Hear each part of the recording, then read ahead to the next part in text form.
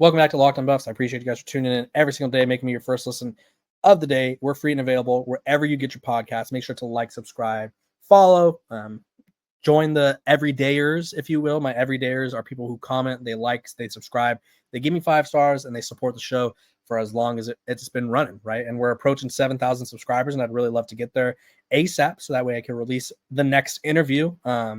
And I'm not going to release it until I get those 7,000 subscribers, maybe. That being said, I appreciate the support that you guys give me. It's been really fun. Let's talk about it. NFL jobs are opening, closing, doing all this and that. And we knew that Coach Prime wasn't going to leave Colorado for any of the college football jobs that were opening because, honestly, to be quite frankly, none of them were that attractive, right? I think North Carolina stood out as the most appealing job, and they're in a conference where, you have to sort of question the conference's long-standing strength, if you will. The ACC is kind of in flux, and who knows what's going to happen with them. So it never really seemed like Coach Prime was going to be going anywhere. However, there's been one NFL job, and I think a lot of people didn't think this would happen this way, but a lot of people have linked Coach Prime to the Las Vegas Raiders. If I'm a Colorado fan, this is the one job in the NFL outside the Dallas Cowboys, but that doesn't make sense for the whole scheme if you guys know what I mean. So the Raiders job is the one job where I'd worry if I was a Colorado fan. And I say that because there's an opportunity for him to coach his sons. And while he said he's not going to follow his sons, and he said that multiple times in multiple fashions, he put a kickstand down, I think he said at one point in Colorado. He loves it there. He's got 5-star Julian Lewis. He's got a bunch of transfers coming in. This is the one job where he could coach his son again, right? And whether or not he wants to do that or not, or whether or not he wants his son to spread his wings and fly away, like this is me flying away, it's TBD, right? I think the Raiders as a franchise, and I think this is sort of the one thing that Colorado fans should be sort of pleased about, is the Raiders don't really have an they can't miss on this hire because they've missed on so many hires before. Like the Raiders are going to be paying, and let me pull this up real quick, because they're going to be spending over $40 million per year on head coaches that are no longer head coaches. You have $8 million for Antonio Pierce, $10 million for Josh McDaniels, John Gruden, the $10 million settlement, and then whoever their next head coach is, $10 million per year. So the Raiders have a lot of money that they'll be dishing out to people. And it's one of those things where I don't know if they really want to take a chance or a flyer on a guy who's never coached in the NFL when coaches making the jump from college to the NFL as of late have not really worked out, right? You look at Urban Meyer, you look at Matt Rule, you look at even a guy like Cliff Kingsbury. I don't think he really worked out. I know he's kind of on this revenge tour right now with the Commanders, but still don't think he worked out with the Cardinals all that well. And so does Coach Prime get a look? Maybe. I think there's been some interest there between the Sanders family and Shador going to the Raiders. But Coach Prime has said he doesn't want to go. And I think I've learned that not to doubt him when he says these things, because I feel like he's pretty straightforward when it comes to his interests and what he plans on doing. So I think if he ends up not getting an offer or not taking this job, I think we can assume that Coach Prime is probably going to be in Boulder for the long haul, barring another job like Florida State, who obviously played there. It'd be really hard for him to turn it down and revitalize the program if need be. That being said, I think the Raiders is like the one NFL job that I could see him jumping to because it gives him the best path to coaching his son. And I know a lot of people thought the Dallas Cowboys would be an opportunity. They have Dak Prescott, right? They don't. I don't see them getting rid of Dak, drafting Shador, and sort of starting a rebuild when they have the weapons in a way at some positions like Micah Parsons, CeeDee Lamb. They have these weapons to sort of contend now, or at least put together a contender. And I don't think inserting a rookie quarterback would be the move there. So I think if Coach Prime doesn't take this job or doesn't get offered this job, I don't think Colorado fans have to worry. It doesn't mean he's not going to emerge in rumors anymore. But if he is offered and turns down an opportunity to coach his son again, I don't know what other job would be appealing enough for him to leave Boulder when he can do pretty much whatever he wants. He has the ability to build the program how he wants. He has the ability to sort of market himself, and he has the ability to sort of be the face of the Big 12, right? In the NFL, it's not very common for a coach to be the driving force, right? In college football, Nick Saban was the driving force of his team. Like, there was always stars on his team, but it was always Nick Saban's team, right? You look at guys like, I don't even know, like top coach, like Dabo Swinney. It was always his team, even though he had stars like Trevor Lawrence and whoever else.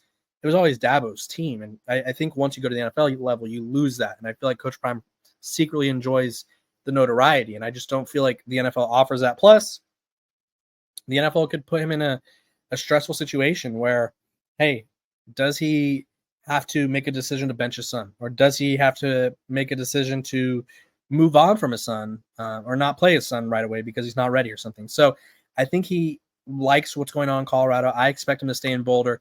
That being said, I do think a lot of noise about him and the Raiders will emerge in these coming days because the Raiders, they're an odd franchise to say the least. And so we'll just have to wait and see what their moves are. I think they have to go with someone a little more experienced at the NFL level.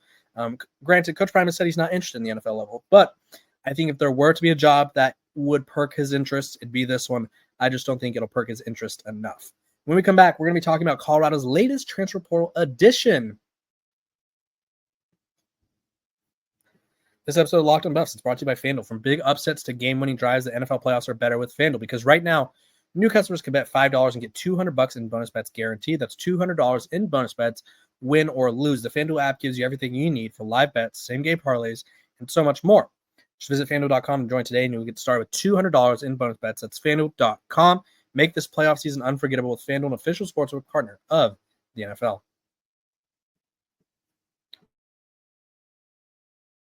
Welcome back to Locked on Buffs. Appreciate you guys for tuning in every single day, making me your first listen of the day. We're free and available wherever you get your podcasts.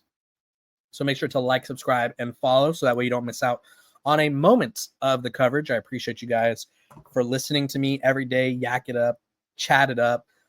And we're going to be continuing to yak and chat it up right now. Colorado is making some more transfer portal moves, and I'm really liking the latest one. So Colorado has this tall task of rebuilding an offensive line a defense line and offensive line, but this is a defense line move. They have a task of rebuilding a defensive line that was one of the better units in forcing sacks, one of the better units in forcing, preventing teams from getting it going in the rush game, the rushing attack.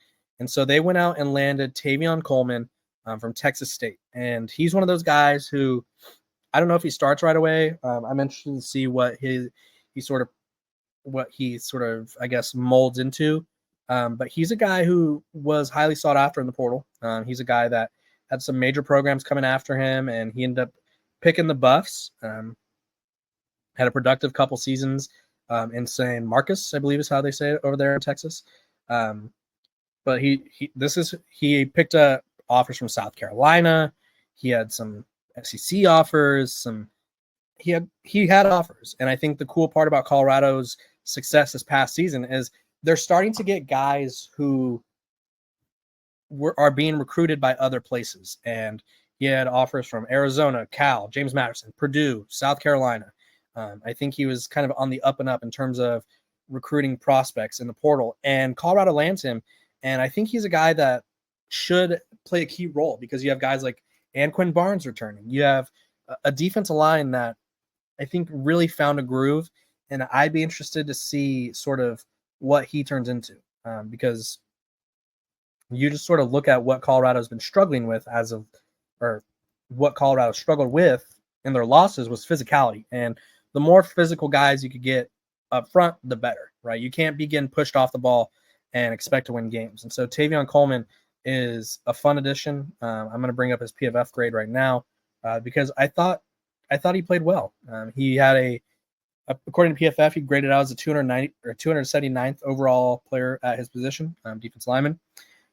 He had a 70.6 defensive grade, run defensive grade 74.4. He's 6'1", 295, and he also registered a few sacks. So he showed an ability to get to the quarterback which, I mean, you don't really expect from your defensive tackle all the time, but it doesn't hurt. It doesn't hurt by any means to have someone who could get to the quarterback. So this past season, he had 28 total tackles, 2 sacks, a forced fumble. Last season, he had 3.5 sacks, and so 6'1", 295 is what they have him listed as. I think he'll get a little bit bigger once he gets to Boulder. And if you're Colorado, you have to like what you're bringing in for this portal class, right? I think you're addressing needs in the interior lines. You're addressing needs at linebacker. They've brought in 2-3 linebackers already, and I think they each will play a key role in the offense. And then defensive line, you have Gabriel Lightfoot from Fresno State. He's experienced. You have Jaheim Otis from Alabama, who was an all SEC guy his freshman year. And then you bring in a guy like Tavian Coleman, who these 3 guys that they've gotten will add to their defense line, build up the toughness, build up the physicality, and make things a lot easier for the linebackers to get into those rush lanes and help slow down the run again. Because if Colorado can't stop the run, they won't win games. And I think it's one of those things where Coach Prime had a vision in the portal, and I think we're seeing that vision play out. So really excited to see what he does once he gets to Boulder. Appreciate and this has been another episode of Locked On Buffs, by the way. I appreciate you guys for tuning in to Locked On Buffs, making me your first listen of the day. Free and available wherever you get your podcast. Make sure to like, subscribe, and follow. I will see you guys tomorrow, and I hope all of you guys have a great Tuesday, and make sure to stay healthy. If you feel yourself getting a little flu bug or something, because I had a fever last night, go get yourself some emergency or whatever it is. This isn't medical advice. This is just me talking to myself and what I was told to do because I didn't want to be sick. So I don't want you guys to be sick. So I appreciate you guys for tuning in. Hope all of you have a great day. See you guys tomorrow.